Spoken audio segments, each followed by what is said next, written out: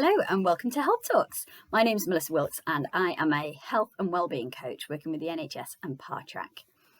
Now, I'm here to tell you today about the key to weight loss. So, diabetes, obesity, hypertension, they are all epidemics across the world. There has been lots of interventions and it still continues. Now, I'm going to tell you a contributing factor as to why. Diabetes didn't exist in the 1700s. This is when we started to, shall I say, explore rather than invade. And we discovered sugarcane. After processing it for delivery, we dubbed it white gold. Now, I do go into this a little bit more, but I have to keep it short. So, cutting to the chase, sugar is half glucose and half fructose. Now, glucose is what our body runs on. It's our currency. It's what we need to survive. It's what everything that we eat gets turned into. So when you get glucose from carbohydrates, it comes in two forms, simple and complex. Simple, which is where sugar would be classed at, it burns up really, really quickly in the system. Your insulin hormone is released to balance the blood sugar level. This can send our energy up and down. It can affect our mood, and it actually increases free radical damage in the gut, which can create inflammation. Complex carbohydrates, so all your vegetables and greens and things like that, that has a certain amount of fibre. Roughage, so it clears out the system of waste and toxins. So it's decidedly a lot better for you. Fructose, on the other hand, we're only supposed to design to have a small amount of this from, let's say, a piece of fruit. It's only really supposed to be like a starter motor rather than the full tank. Unfortunately, your insulin doesn't recognize fructose, so it skips right past that mechanism and washes straight into the liver. And your liver then has to convert it back into glucose and puts it back into the bloodstream. Now, your liver is your body's engine. It's the main place that deals with, it's got the enzymes to convert all of these things from glucose, fructose, and galactose from milk as well. Glucose is converted into glycogen. Now, we need a certain amount of glycogen stored in all of our muscles, all over our body. This is like the ignition to get the energy system working. Now, it's only supposed to be a little spark. So when the liver has made enough glycogen, it's got a cut-off valve. It's called PFK1 acronym. Anything left, it stores as fat.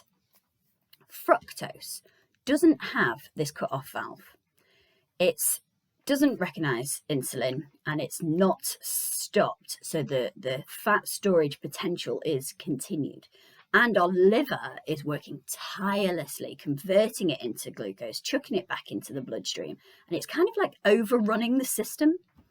Now, this would be okay if we had some kind of nutritional value. So if it was from fruit, it would be helpful for the system. Unfortunately, the amount that we're getting in the current modern diet is probably from high fructose corn syrup, which is laced in pretty much most products because it improves your shelf life, it's cheaper than sugar, and it also keeps you addicted to their products. So we're kind of fighting a losing battle. So if you're told, okay, you're overweight because you're eating too much and you're not doing enough exercise, you'll actually be aware now that there's a quite a bit more at play. Like, you could be burning it off, but let's say you get told to go on a diet, okay? Diet, I hate that word. Your metabolism is extremely efficient at putting exactly what it needs, where it needs it. And it saves a little bit on the side for, just in case you run out. Probably what I should be doing with money. So diet, you will tend to restrict your calorie intake. Your metabolism will recognize this and it'll slow down, it'll adjust to compensate. In your weight loss journey, you will then plateau. At that point, you've been doing well, so you'll restrict your calorie intake again. your metabolism will adjust and then you'll plateau. This will continue until you get to a point where you take your calories so low that your body needs a certain amount to survive. You need your heart to beat, your breath, oxygen to go around your system, your blood to go around your system.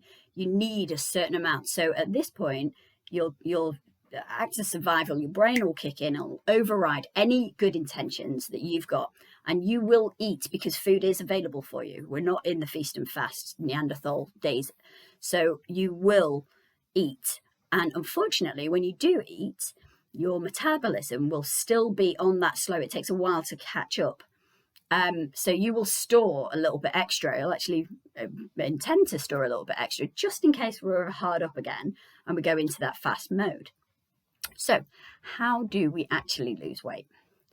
Let me explain to you the hormones of the metabolism. So food comes in, gets converted into glucose.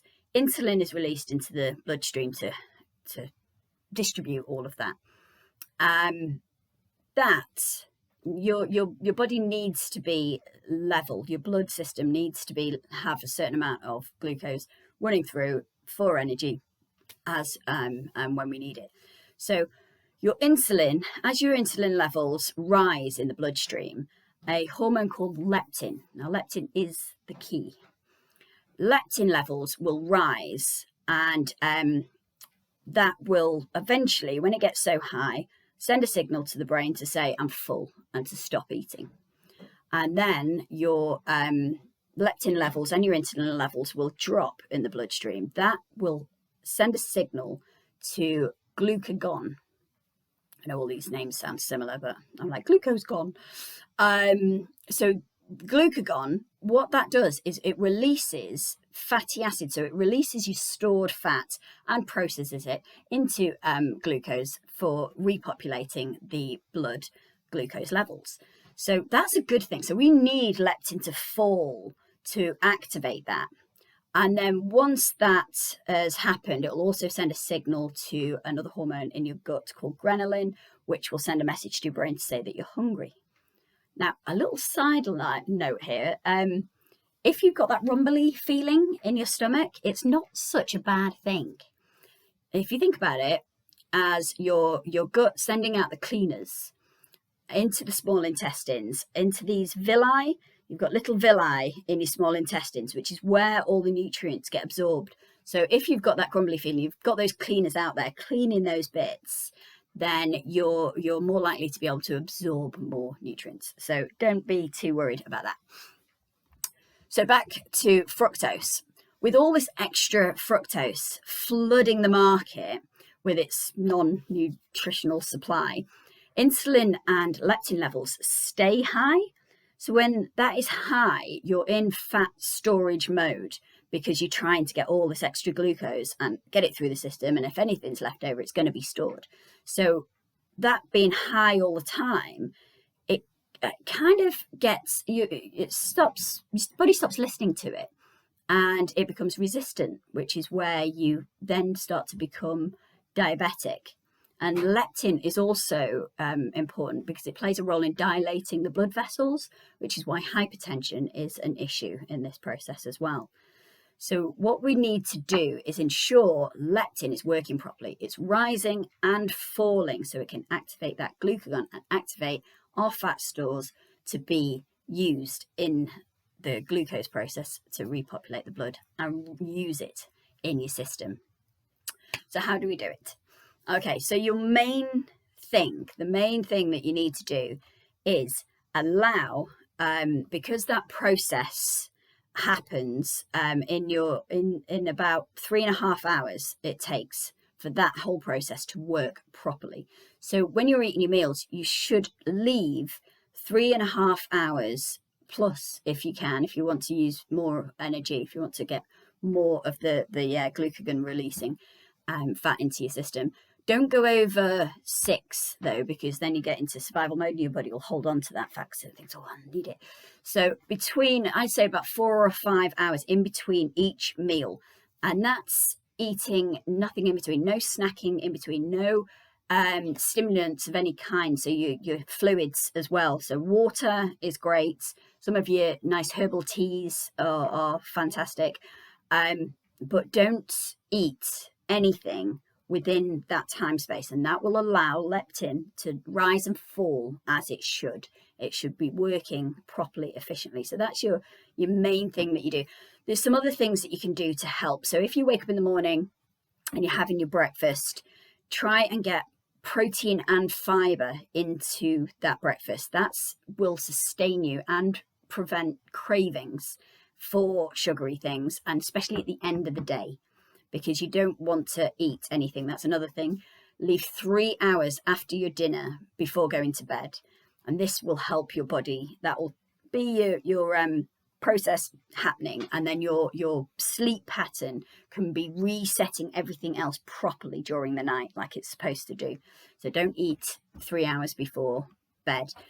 Eat slowly as well. It takes about 10 to 20 minutes for your body to catch up for that I'm full signal. So eat slowly, and don't eat large meals. You don't want to feel full and heavy after a meal. You actually want to be energized. 10 minutes walk will help balance insulin levels. So it's 10-minute gentle exercise. So you don't want to get yourself indigestion and go hell for leather. You want to do something for 10 minutes that's going to be using that energy that your insulin is trying to clean up. Drink more water. Eat more fiber, because we're all not getting enough fiber throughout the day. All of this will give your liver a little bit of respite in between, and it will allow you to clean your gut. But it will basically help the liver, help the engine of your body work efficiently like it's supposed to be doing. So hopefully that was helpful for you. If you would like this written down, and send me an email, and I've got a little handout that I can email to you. Hopefully you enjoyed that. I've got another health talk about inflammation, which is really interesting, that will be coming up soon as well. So thank you very much.